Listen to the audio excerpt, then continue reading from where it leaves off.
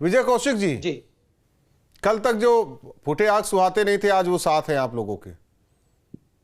जी देखिए, इस समय देश में जो प्रधानमंत्री नरेंद्र मोदी जी हैं, जी वो कथित रूप से इतने महान हैं कि देश का नवनिर्माण करने के चक्कर में वो पहले से देश को डिस्ट्रॉय करने में जुटे हुए हैं।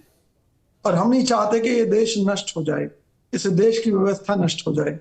इसलिए कांग्रेस को आकर जिन भी क्षेत्रीय दलों ने समर्थन दिया, हमने उसे स्वीकार किया, क्योंकि देश को बचाने का लक्ष्य हमारा प्रथम था।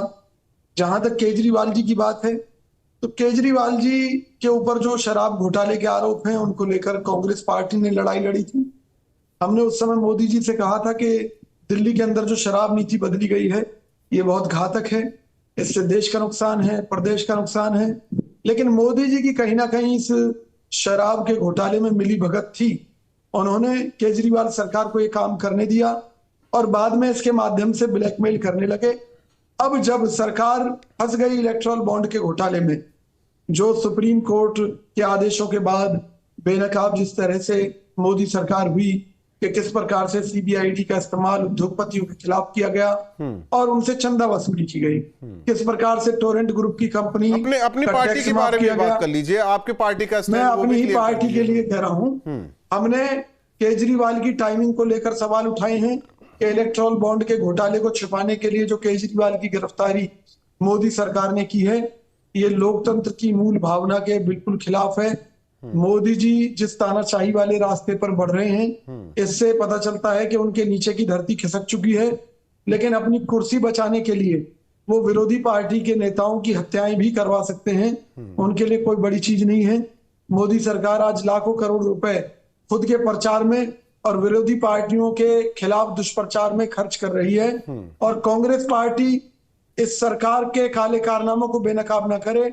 इसलिए हमारे ऊपर इनकम टैक्स विभाग द्वारा पहले 14 लाख की हेराफेरी का आरोप लगाया गया कि अभी हमने करीब 14 लाख के इनकम टैक्स की जो डिटेल है वो नहीं दी है प्रॉपर, और उस मामले में 135 करोड़ रुपए कांग्रेस के खाते से इस देश को इनकम टैक्स विभाग ने निकाल लिया। जहां कोई भी हो, नहीं, कोई भी हो, एक पुरानी कहावत है कि अगर किसी के हाथ में बच्चा है और किसी महिला को बच्चा होने वाला है, तो हाथ के बच्चे को नदी में फेंककर वो जो पेट में बच्चा है उसको बचाने की नहीं सोचेगी, पहले जो उसके हाथ में बच्चा है उसे बचाने की सोचेगी।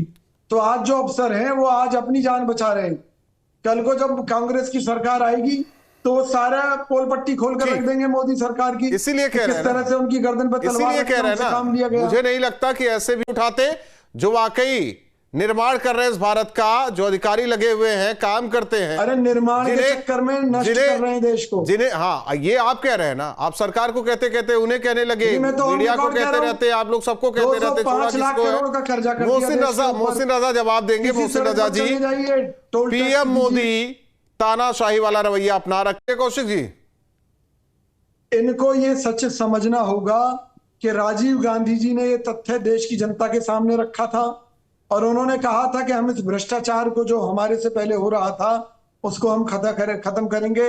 इसलिए ये जो देश के अंदर आप सूचना क्रांति का दौर जो देख रहे हैं, ये राजीव गांधी जी की देन थी। वो कंप्यूटर लेकर आए थे जिसका विरोध किया था भाजपा के लोगों ने, ये कहकर कि इससे लोगों के रोजगार छिन जाएंगे। आज ये बातें बना रहे हैं, ये वो मोदी सरकार है जो जीएसटी का 18% का भी विरोध करती थी, आज लोगों के ऊपर 28% तक जीएसटी लगा रखी है। ये वो लोग हैं जो 49% एफडीआई का विरोध करते थे, आज मोदी सरकार ने कितने ही क्षेत्रों में 100% एफडीआई कर रखी है। अरे इन लोगों ने किसी भी मुद्दे पर इस देश को नहीं बख्शा, कर्जदार भी बना दिया और विदेश व्यापार घटा। आपका कहना था कि कंप्यूटर लाया जा रहा था तो विरोध किया, कंप्यूटर आया फिर विरोध नहीं हो रहा है। आपका कहना है कि एफडीआई लाया जा रहा था, बीजेपी वाले एफडीआई का विरोध कर रहे थे, फिर भी बीजेपी लेकर आती है। आप कह रहे हैं जीएसटी का विरोध बीजेपी करती थी, फिर भी वो लेकर तो आए ना। आप जो अच्छी चीजें बता रहे हैं वो तो लेकर आए। क्या बात आप कर रहे हैं? मैंने क्या कहा कि जीएसटी के विरोध में नहीं है हम, इसका जो जीएसटी के नाम पर लूट मचा रखी है। सुनिए, जब ये खुद विपक्ष में थे तो 18% का विरोध करते थे कि मैक्सिमम 18% भी नहीं होनी चाहिए, और आज 28% तक जीएसटी लगा रखी है। किस खुशी में लगा रखी है? पेट्रोल डीजल को उससे बाहर क्यों निकाल रखा है, जबकि कहते थे एक तो देश ये एक टैक्स एक व्यवस्था। चीज ये बता पेट्रोल दीजिए। डीजल पर 50% से ऊपर ज्यादा कौशिक जी, टैक्स है, ये क्या यानी कि सीधे 100% टैक्स है। मेरा सवाल है, ये क्या भ्रष्टाचार से कहीं कनेक्ट कर रहा है क्या, ये करप्शन से कनेक्ट? बिल्कुल भ्रष्टाचार है। आप समझिए, अगर रशिया से तेल खरीदा और भारत सरकार ने खरीदा, तो मोदी जी ये बताएं कि उससे भारत सरकार को क्या फायदा हुआ। हकीकत में ये है कि मोदी जी ने अपने चंद पूंजीपति मित्रों को फायदा पहुंचाया है। उस तेल का फायदा अंबानी जैसी कंपनियों ने उठाया है। देश को क्या फायदा मिला है, और देश को अंतर्राष्ट्रीय स्तर पर किरकिरी हुई है इस मामले में लेकर। और जिस रूस के लिए कहा जा रहा था कि वो भारतीय मुद्रा में लेने के लिए तैयार है, आज उसको चीनी मुद्रा में भारतीय कंपनियों ने पेमेंट क्यों दी है? मुझे बताइए, देश के साथ धोखा है या नहीं है? आज चाइना के साथ हमारा व्यापार घाटा $100 अरब को क्रॉस कर चुका है। इसका जिम्मेवार कौन है? मोदी जी। इस देश में मोदी सरकार ने जनता की आंखों में धूल झोंकी है केवल। घर पर पहुंच गया। कंप्यूटर को मोदी जी लेकर आए क्या? 2014 से पहले लोग खाना नहीं खाते थे क्या? सरकार चलाई 60 वर्षों की सरकार में। आपको फिर यही नहीं मालूम, में डाल दिया इस था। देश में कांग्रेस का शासन 49 वर्ष रहा है। नया भारत बनकर खड़ा हुआ है, ये वही भारत है। अरे फर्जी भारत बना दिया इन्होंने देश को, नकली भारत बना दिया, आगे बढ़ते थे, जिसके फर्जी आंकड़े कुछ और कहते हैं और जमीनी हकीकत कुछ और है। व्यापार, हमारे उद्योग, उनका एक्सपोर्ट इंपोर्ट बर्बाद कर दिया मोदी सरकार ने। ये क्यों हो गया? आदरणीय मोदी आज यहाँ का पैसा विदेशी कंपनियों की जेब में जा रहा है और भारतीय दुकानदार सड़कों पे खाली बैठे हैं।